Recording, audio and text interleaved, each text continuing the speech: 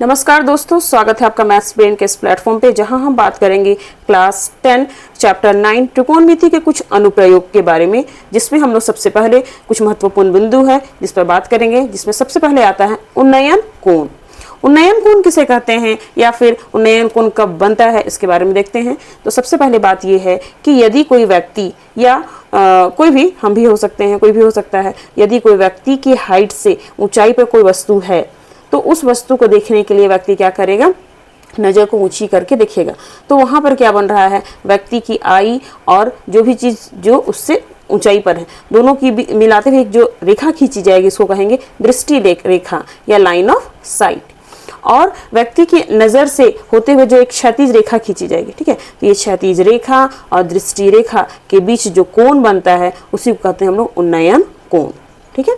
दूसरी बात आती है अवनमन कोण। क्या होता है? दूसरी चीज है अवनमन कोण। यहाँ पर क्या है, कोई व्यक्ति है और उसकी हाइट से नीचे कोई वस्तु रखी हुई है ना। मान लीजिए हम कहीं छत पर हैं, कोई टावर पर है, कोई मीनार पर है और हमें किसी वस्तु को देखना है जो कि हमसे नीचे है। तो हम क्या करते हैं, नज़र को नीचे की ओर करके देखते हैं, ठीक है। तो यहाँ पर भी वस्तु व्यक्ति की आँख को मिलाते हुए जो रेखा खींची जाएगी, इसको कहेंगे दृष्टि रेखा। और व्यक्ति की नज़र से होते हुए जो क्षैतिज रेखा खींची जाएगी, ठीक है। तो क्षैतिज रेखा और दृष्टि रेखा के बीच जो कोण बन रहा है उसे कहेंगे अवनमन कोण, ठीक।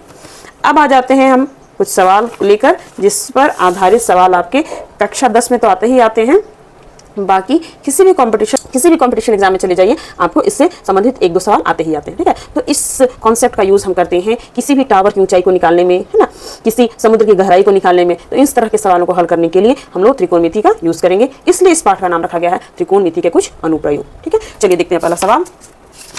एक्सरसाइज 9.1 का क्वेश्चन नंबर 1। सर्कस का एक कलाकार 20 मीटर लंबी डोर पर चढ़ रहा है जो अच्छी तरह से तनी हुई है और भूमि पर सीधे लगे खंभे के शिखर से बंधा हुआ है। यदि भूमि स्तर के साथ डोर द्वारा बनाया गया कोण 30 डिग्री का हो तो खंभे की ऊंचाई ज्ञात कीजिए, ठीक है।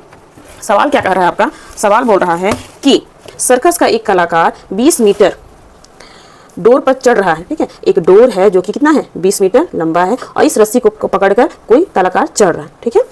और जो अच्छी तरह से तनी होती है, एकदम सीधी डोर है और भूमि पर सीधे लगे खंभे के शिखर से बना हुआ है। भूमि पर सीधे लंगे, यहाँ पर सीधा क्या है, खंभा है, उससे ये क्या है, डोर लगा हुआ है, ठीक है।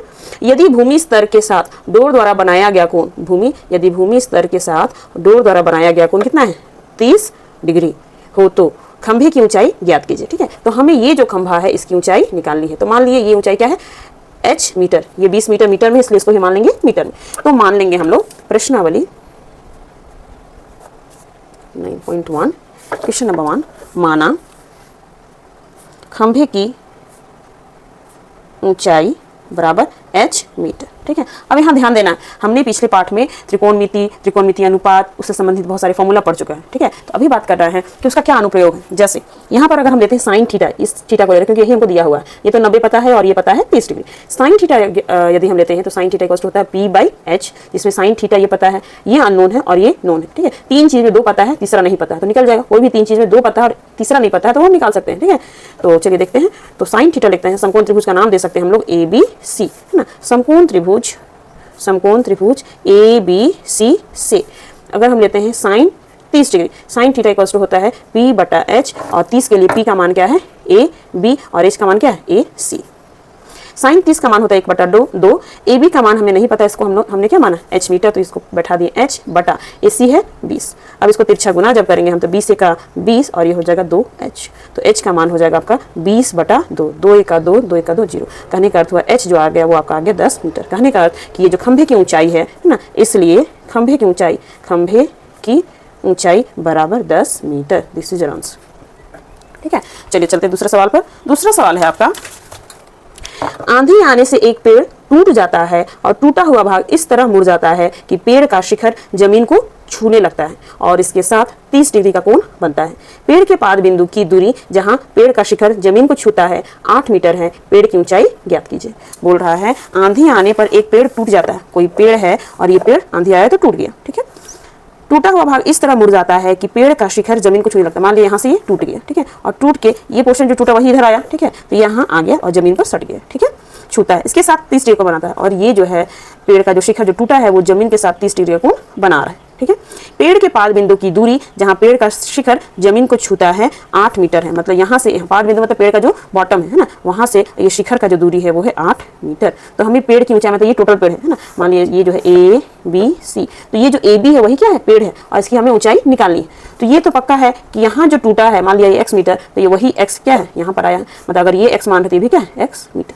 और इसको मान लीजिए ये जो है मान लीजिए इसका नाम है ABC और ये D है यहाँ पर, तो मान लिया DB जो है वो है y मीटर, ठीक है।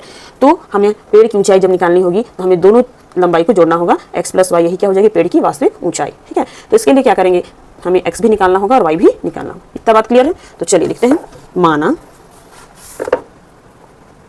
AD बराबर CD बराबर x मीटर और DB बराबर ये जो है ये क्या है y मीटर, इसलिए पेड़ की ऊंचाई बराबर क्या हो जाएगा x प्लस वाई मीटर, ये पेड़ की टोटल ऊंचाई हो जाएगी, ठीक है।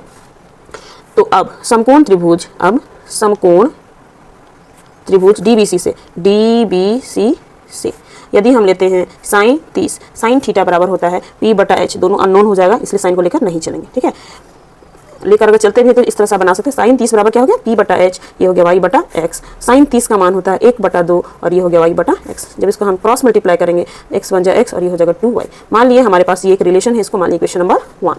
आगे समकोण त्रिभुज DBC से यदि हम लेते हैं cos 30 degree, cos theta equal to क्या होता है B/H। cos 30 का मान होता है √3/2 और B कितना है 8 और H कितना है x, ठीक है। जब इसको हम तिरछा गुना करेंगे तो ये हो जाएगा √3x और ये हो जाएगा 8 दूना 16, तो x का मान आ जाएगा 16/√3, ठीक है। अब इस x का मान को यहाँ बैठा देंगे, x बराबर 16/√3 समीकरण 1 में रखने पर, समीकरण 1 में रख देंगे तो समीकरण x 1 है, x बराबर 2y, तो x का मान बैठाएंगे 16/√3 और ये है 2y, तो y बराबर हो जाएगा 16/√3, ये जो 2 गुना है इधर के क्या हो गया भाग, ठीक है, ये कट जाएगा तो आ जाएगा आपका 8/√3, ठीक है। अब हमें क्या निकालना है, ये y निकल गया, तो ये हमने क्या निकाला x निकाला, और हमें निकालना क्या है पेड़ की ऊंचाई मतलब x प्लस वाई, ठीक है। इसलिए पेड़ की ऊंचाई बराबर x प्लस वाई, x का मान है 16/√3 और y का मान है 8/√3।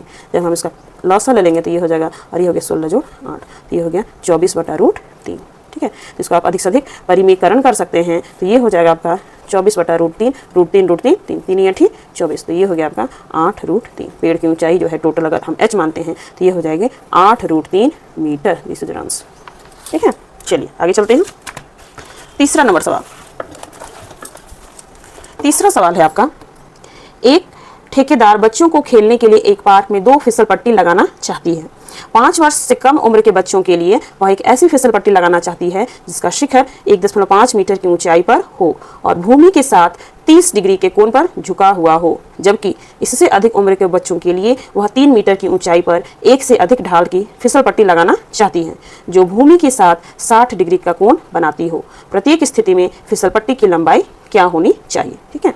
तो बोल रहा है कि एक ठेकेदार है जो बच्चों के लिए फिसल पट्टी मतलब पार्क में जो फिसली रहता है वो लगाना चाह रही है, तो 5 वर्ष से कम उम्र के लिए दूसरी लंबाई का है और 5 से ज़्यादा के लिए दूसरी लंबाई का, ठीक है। तो मान लिया 5 वर्ष से कम उम्र के बच्चों के लिए क्या है 1.5 मीटर की ऊंचाई पर है, ये जो ऊंचाई है ना 1.5, भूमि के साथ 30 डिग्री, यहाँ भूमि के साथ 30 डिग्री कोण बनाई है और ये है हमारा 1.5, ये मान लिया है ABC, ठीक है।